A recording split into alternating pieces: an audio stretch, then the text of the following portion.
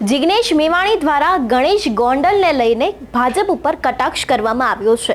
એટલું જ નહીં, તેમણે ભાજપ સરકારને ગણેશ ગોંડલના મુદ્દે આડે હાથે પણ લીધા હતા। ત્યારે આજે તેના વિશે જ વાત કરીશું કે ગણેશ ગોંડલને લઈને જિગ્નેશ મેવાણી ફરી એક વખત મેદાને તો આવ્યા જ છે, પરંતુ તેમના દ્વારા આ જ વાતને લઈને કયો મોટો ખુલાસો કરવામાં આવ્યો છે તે। નમસ્કાર, હું હંસિની અને તમે જોઈ રહ્યા છો નિર્ભય ન્યૂઝ। ગુજરાતમાં દલિત સમાજ હોય કે પછી આદિવાસી સમાજ હોય, એક બાદ એક તે લોકોના નિવેદનો સામે આવી રહ્યા છે।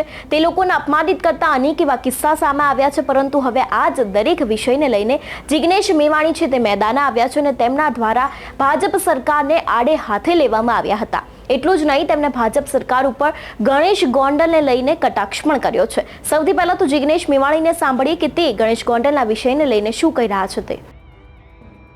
અને ચપ્પલથી મારવાનું કહ્યું, એણે પણ ફરિયાદ દાખલ કરાવી છે। એ છોકરાએ પોતાનો મોબાઈલ પોતાની રાઇટ ટુ પ્રાઇવસીની ચિંતા કર્યા વગર FSLમાં મોકલી પણ આપ્યો છે।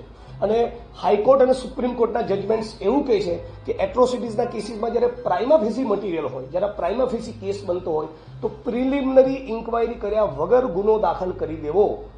એ છતાં આજ દિન સુધીમાં આ રાજ્યની સરકાર એ જાણી બુજીને આ મહિલા કલેક્ટરને પ્રોટેક્ટ કરી રહી છે। એને સસ્પેન્ડ નથી કરતા, એને ટ્રાન્સફર નથી કરતા। હદ તો એ છે, આજ દિન સુધીમાં મારા મોઢેથી આવા શબ્દો નહોતા નીકળવા જોઈએ, એ બદલ હું દિલગીર છું। એવી માફી પણ માંગવા તૈયાર નથી। મતલબ કે ક્યાંક ને ક્યાંક એની ઉપર ગાંધીનગરના હાથ છે। મતલબ કે ભારતીય જનતા પાર્ટીની સરકાર ઓબીસી આદિવાસી દલિતોનું અપમાન કરવા દો, અમને ફરક નહીં પડે। અમે તો ગણેશ ગોંડલના કાર્યક્રમમાં જ જઈશું। ગણેશ ગોંડલે જે દલિત દીકરાનું અપહરણ કરીને નગ્ન કરીને માર્યો, એ એટ્રોસિટીના પીડિતની પડખે નહીં ઉભા રહીએ, આવો સંદેશ મુખ્યમંત્રી પોતે આપી રહ્યા છે। મેં શેર કરું કે શાહીબાગમાં મારો કાર્યક્રમ હતો અને એમાં પણ પોલીસ પરમિશન કેન્સલ કરી દીધી। પછી મારી શૈલીમાં એક ફોન કર્યો એટલે પછી પરમિશન આવી ગઈ કલાકમાં। પણ ઈશારો તમે સમજી જશો કે જુગારના અડ્ડાની, દારૂના અડ્ડાની, એમડી ડ્રગ્સની પરમિશન હોય, બાબા સાહેબ આંબેડકરનું બંધારણનું અપમાન થતું હોય, બાબા સાહેબનું અપમાન થતું હોય અને પોતે ડેમોક્રેટિકલી કોઈ રેલી કરવા માંગતો હોય તેની પરમિશન ના હોય।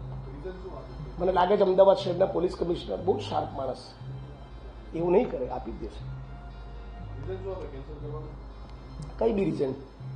મહીસાગરમાં પણ અચોક્કસ મુદતના ધરણા ઉપર ત્યાં લોકો બેસવા માંગે છે, તો ત્યાં જે 6 ડિસેમ્બરનો કાર્યક્રમ હતો એની પણ પરમિશન નહોતી આપી। અચોક્કસના મુદતના ધરણાની પણ પરમિશન નહીં આપીને પરમિશન એવું લખ્યું છે કલેક્ટરશ્રીનું જાહેરનામું હોવાના કારણે। તો પહેલા તો સવાલ થઈ કે 144 જાહેરનામું કે પરમેનન્ટલી થોડી આખું વર્ષ। પ્રાઇમરીલી આ જવાબદારી રાજ્ય સરકારની, પોલીસ અને પ્રશાસનની છે। અને દલિત આંદોલનનો ઇતિહાસ ક્યારેય એવો નથી રહ્યો કે બસો સળગાવી, કાયદો હાથમાં લેવો, ટ્રાફિકને નુકસાન કરવું, એવું નથી રહ્યું।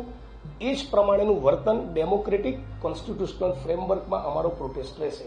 કાનૂન અને બંધારણની વાત સૌથી વધારે અમે કરીએ છીએ, તો કાનૂન અને બંધારણનું પાલન પણ સૌથી વધારે અમે કરીશું। જિગ્નેશ મેવાણી અનેક વખત આદિવાસી સમાજના મુદ્દા હોય કે પછી દલિત સમાજના મુદ્દા હોય તે લઈને મેદાને આવતા હોય છે અને તેમના દ્વારા ફરી એક વખત ગણેશ ગોંડલ દ્વારા જે દલિત સમાજના યુવાનને ઢોરમાર મારવામાં આવ્યો હતો તેને જ લઈને ભાજપ સરકાર ઉપર આકરા પ્રહાર કરવામાં આવ્યા હતા। અને એટલું જ નહીં, ભાજપ સરકાર દ્વારા જે ગણેશ ગોંડલના પ્રોગ્રામમાં જવામાં આવ્યું હતું તેને લઈને પણ તેમના દ્વારા કટાક્ષ કરવામાં આવ્યો હતો। ત્યારે તમારું શું માનવું છે આ વિષયને લઈને અમને કમેન્ટ કરીને ચોક્કસથી જણાવજો। તેની સાથે જ મારી ચેનલ નિર્ભય ન્યૂઝને લાઇક, શેર અને સબસ્ક્રાઇબ કરવાનું ભૂલશો નહીં। નમસ્કાર।